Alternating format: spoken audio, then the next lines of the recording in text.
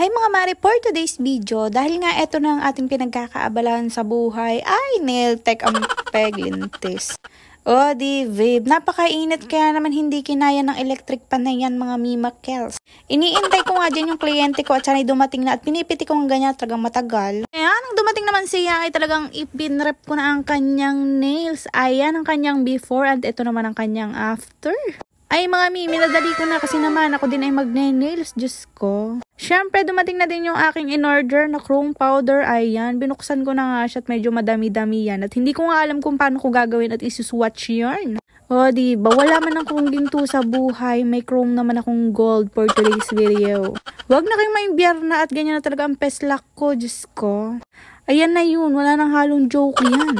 Ganyan nga kadami ang binili ko at sayang naman kung hindi ko mabibili, diba? Nag-iisip-isip nga ako dyan kung ano ba talagang color at kung anong design ang aking gagawin. Pero isa lang ang nasa isip ko mga mimakels kung hindi yung nails ni Paye. Oo.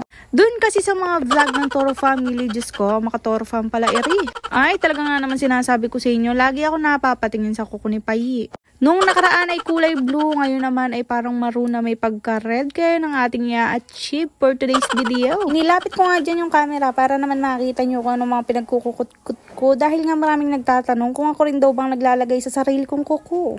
Ay, may nakikita ba kayong iba? Syempre ako lang din ay napapaano pa't marami akong kagamitang ganire. Sadya lang kung ako'y tinatamad for today's video. Diyos ko, baka man yung tamad ko, inaabot ng 1 linggo.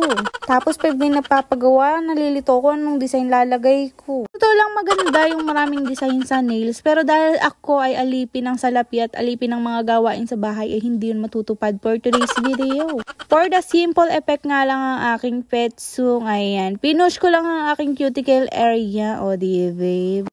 Huwag kayong magtakong bakit ganyan yung kuko ko ay katatapos kong maglinis dun sa 2 kliyente, puro pulbo yan. Siyempre gagamitan na natin ng mahiwagang nipper.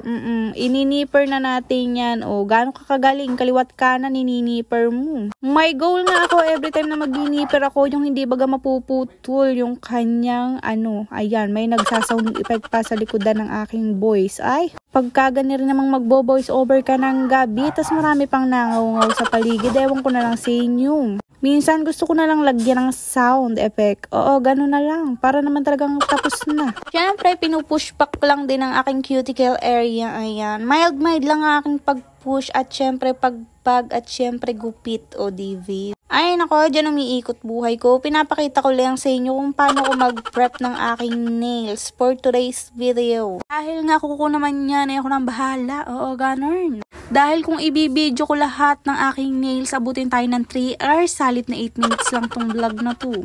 O di babe, ganyan siya kahirap mga mimakels, hindi kagaya ng talagang sa kliyente. Bukod sa hindi na ako tinatamad ay may bayad pa. Uy!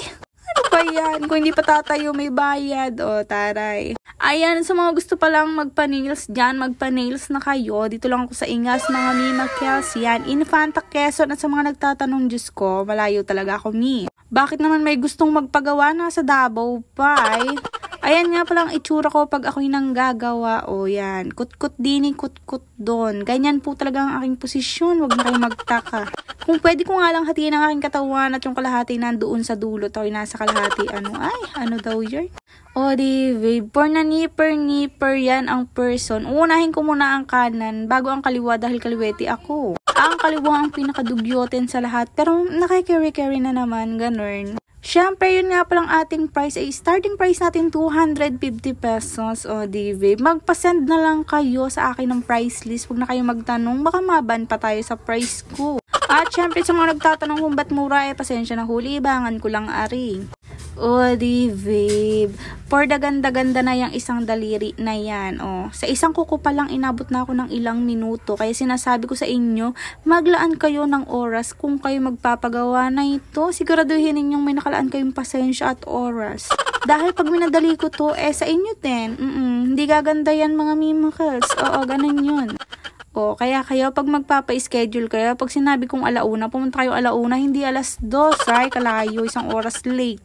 Pero okay lang, wala naman akong kasunod na schedule. Wag nyo lang uulitin. Ay, nakshuta. Siyempre, yan nga pala yung aking electric grill. Drill pala. Ano ba yan? Ba't naging grill naman yan? Ba't parang gutom na ang person? O, di, babe. Rechargeable nga lang pala yan at yan ang aking dinadala pag ako'y nag-home service. O, diva. Pansin ko sa pwesto kong ari ay napakatangos ng ilong ko. Parang nagpa-rhinoplasty ang person. O. Tapos yung mga beats naman na iba-iba ko rin ang binili kaya naman ako hirap na hirap. Yan nga pala yung small beats. Hindi ko alam kung anong tawag talagang exact na tawag dyan pero yan yun. Yan naman yung pinangbabaf ko sa aking cuticle area para mawala yung kanyang natural oil. O diba? Dami natututunan sa buhay. Pwede na mag-asawa. O. Siyempre sa mga gusto pa rin magpa-nails, ayan, mag-PM lang kayo. Pero wag naman kayo magpa-home service kung nasa malayong lupalup kayo, nakshuta. Baka naman dadayo pa ako ng QC. Diyos ko, nasa probinsya lang ho ako. Dahil nga alam ko sa sarili ko na hindi ko na naman ito magagawa sa mga susunod na araw. Dahil bukas mga mimakels ay luluwas kami, papunta kami ng FAMI dahil dadali na namin si Bibble sa kanyang bagong firma.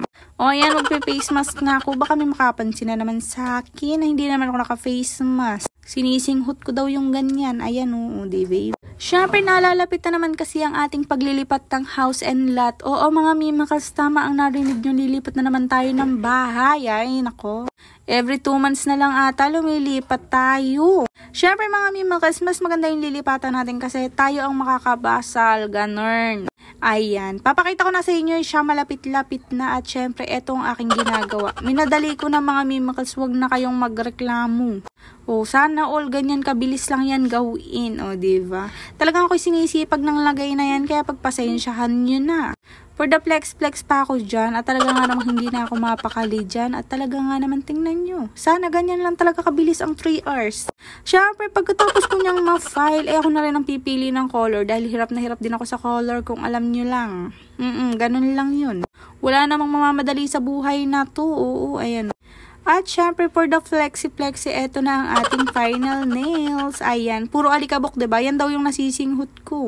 Ipapakita ko sa inyo, nakakabit na nga pala yung aking soft gel extension dyan. At syempre, na-cleaning ko na rin. Ayan, o, for the flexi. Ready na siya for the set. Syempre, after nga niyang ma-wrap up na cleaning, pupunta na tayo sa exciting part. Ayan, Team Paye for today's video. O, diba?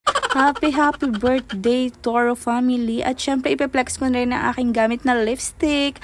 Ang bagong labas ng Says Lady. Ayan. 24 hours daw yan, matte proof. Pwede nang may kakis. Ganun. Diyos ko, sa dinabi-dabi ng color na yan, sinasabi ko sa inyo, konti pa yan talaga. Syempre, pagkatapos mo mamili dyan at nakulayan mo na, ay dito mo naman ilalagay sa ihawan. Ayan. Tutustahin lang natin dyan ang malaghiganteng kamay. O, diba? O, pati kamay ko, walang epekto sa pagkataba na. At syempre, tapos na ang isang nails. O, isa pa lang yan. May isa pa tayong tatahaking landas. Sinasabi ko sa inyo, ayoko na yata. Pakiramdam ko pasuko na ako at syempre eto na. Tapos na ang dalawa. O, divi. Kaya ano pang hinihintay mo? Magpa-nails ka na din. Ito naman ang pinaka-final touch. Ayan. Pa-like, share, and follow na lang po ng ating mga mini vlog. Thank you!